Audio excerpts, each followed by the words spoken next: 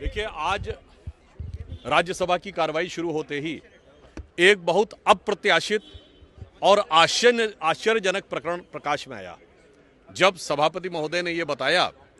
कि सदन की कार्रवाई के उपरांत सुरक्षा कर्मी जब रूटीन सैबोटाज जांच करते हैं, यानी किसी प्रकार की कोई वस्तु रह गई है कि नहीं, तो उसमें कांग्रेस की बेंच की तरफ की एक सीट के ऊपर करेंसी नोट्स प्राप्त हुए। सभापति महोदय का कहना था कि पहले उन्हें अपेक्षा थी और उन्होंने वो सीट नंबर भी बताया कि कोई उसको क्लेम करने आएगा, परंतु कोई क्लेम करने नहीं आया।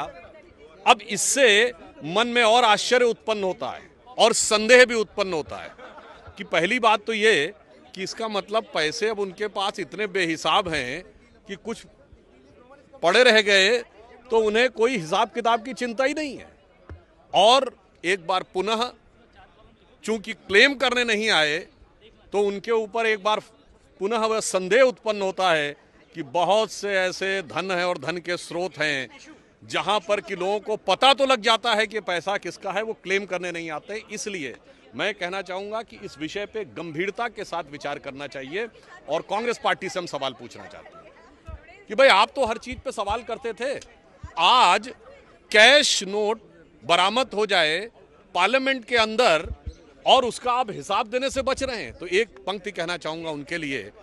उसके बाद आप जिस ढंग की भाषा का प्रयोग सरकार के लिए करते थे, तो मैं विपक्ष और विशेषकर कांग्रेस पार्टी के लिए कहना चाहूंगा कि लहजे में बदगुमानी और चेहरे पर नकाब लिए फिरते हैं, लहजे में बदगुमानी चेहरे पर नकाब लिए फिरते हैं, जिनके खुद के बही खाते बेहिसाब बिगड़े हैं, वही हमसे सारा हिसाब लिए फिरते हैं।